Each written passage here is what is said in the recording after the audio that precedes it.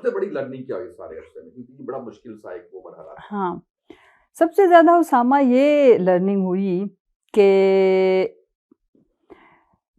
हाय हाय learning cost काफ़ी बड़ी थी, बट उसमें जो लर्निंग है वो ये है कि सब्र बढ़ा है हम दोनों का। और ये सीखा कि every time is not your time. और अगर एक टाइम पे अगर आपको हल्का सा एक स्टेप पीछे होना पड़े फॉर अ टाइम में, एक तूफान है, आंधी है, ठीक है, एंड देन फिर आप अपने पूरे जज्बे और कुव्वत के साथ, तो मतलब ये है कि हिकमत ज़्यादा बड़ी चीज़ है। तो हिकमत अमली के तहत अगर चला जाए तो ज़्यादा अच्छे रिजल्ट्स लिए जा सकते हैं। बहुत सारी चीज़ों के बारे में हम गौर करते थे, सोचते थे कि अगर हमें दोबारा मौके मिलें या हम अपने लीडर के साथ इंशाल्लाह होंगे, तो उन्हें किस तरह की सिचुएशन में किस तरह के मशवरे देने, और फिर ये कि दोस्त दुश्मन की जितनी पहचान इस सारे अरसा में हुई है। और एक हम अल्लाह का शुक्र अदा करते थे, जिस दिन भी कोई ज़्यादा सदमा या बुरी खबर मिलती थी तो हमारी आंखें जब खुलती थी कुछ लोगों के बारे में, रवैयों पे, तो हम फिर अल्लाह का शुक्र अदा करते थे, ट्रस्ट मी, कि चलें हमें लोगों के असली चेहरे नज़र आ गए सामने, अपने दोस्तों में से, फैमिली में से, बिजनेस कम्युनिटी में से, अपनी कोलीग्स जो पार्टी के फेलोज थे उनमें से। नहीं, अच्छा नहीं लगता, छोड़ो। हाँ, ये भी सीखा है ये भी सीखा है कि नाम नहीं बताना कि थोड़ा सा अगर पॉलिटिक्स में है तो फिर हल्का सा डिप्लोमेटिक होने में कोई हर्ज नहीं है।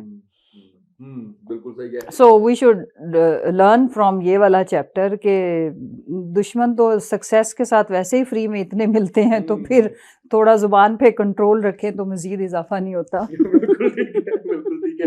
कभी कभी ख्याल आया, कभी मुश्किल जब इतनी होगी कि माशाल्लाह इतना बड़ा सेटअप है और मैं कहूँ करोड़पति अरबपति थे वो गल माड़ी है, ठीक है, ये सब कुछ है मैं आपके पास अल्हम्दुलिल्लाह, हाँ, गाड़ियां, शुक्र। मुल्क ट्रैक्टर, बिजनेस, सारा कुछ। कभी ख्याल आया कि यार ये क्या कर रहे हैं, कंप्रोमाइज हो जाए? ये सच बताना है आपने। यस, कंप्रोमाइज का कभी नहीं हुआ ख्याल। लेकिन स्पेशली जब मैं जेल में थी और मुझे मतलब ज़ाहिर है जिस प्रोसेस से गुजरना पड़ रहा था या जिस वजह से हमें छोड़ना भी पड़ा, उस वक्त फिर मुझे रोना आता था बाकायदा, और दुख होता था। और जमशेद की जब वो एज ए SAPM थे, तो जो हमने फैमिली ने सेक्रीफाइस किया और जो बिजनेस के पीछे हालात बने, he is the brain of our business. तो अब देखो ना, हम तो गवर्नमेंट में रह के भी पल्ले से पेट्रोल खर्चने वाले लोग हैं, या ज़ात के ऊपर तो नहीं हम खर्चा करते ना, या अपनी ज़ात के लिए तो हमें कोई चीज़ नहीं चाहिए। तो वो फिर सोच के बुरा लगता था कि क्या जज्बात, तो क्या मतलब हमने तो कभी सिग्नल नहीं तोड़ा। और जमशेद जैसा ऑनेस्ट बिजनेसमैन या एक पॉलिटिशियन, मतलब जाहिर है इधर इस दौर में तो आटे में नमक के बराबर है, जो फाइनेंशियली कंप्रोमाइज ना हो, अपने ज़ाती बुक्स की वजह से लोगों को वो डिच ना करते हों, डिसीजन मेकिंग आए तो मेरिट का ख्याल करते हों। तो फिर मुझे लगा कि शायद मुझे बहुत ये होता था, जैसे कॉम्प्लेक्स हुआ थोड़ा सा, कि शायद हम जैसे लोग we are not fit for this job. ये मुझे एहसास जब अभी भी जब लोगों से सामना रहता है मुनाफकत का, या वो लोग जिनके लिए हमने हमेशा सियासत में भी बहुत अच्छा सोचा नहीं किया भी, प्रैक्टिकली मैंने जिन लोगों को बहुत हेल्प किया, हमें उनसे कोई खैर की खबर नहीं आई।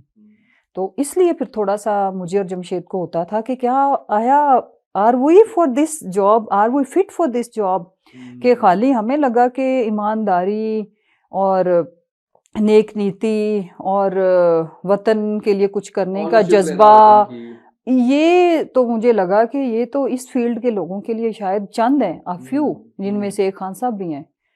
तो फिर मुझे ये थोड़ा सा नहीं, काफ़ी दफ़ा इस सिचुएशन पे ना फील होता था कि लोग इतना मुनाफकत, इतना झूठ बोलते हैं, इतना डॉज करते हैं।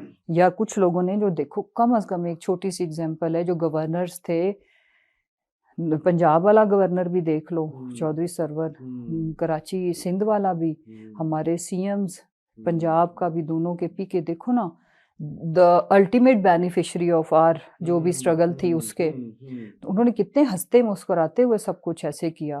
तो ये देख के हैरत और अफसोस होता है अभी भी सो इस तरह की चीजें, बाकी ये है कि वो उस तरह का ख्याल कभी नहीं आया कि अच्छा, किसी तो को डिच करके मतलब थी या ना, आप तो मैंने कहा शायद आपको ये ख्याल आया, मैंने जमशेद साहब से ये सवाल नहीं पूछा, मैं उनका साहब बोल रहे हैं आप कहीं तब्दील हुई हो,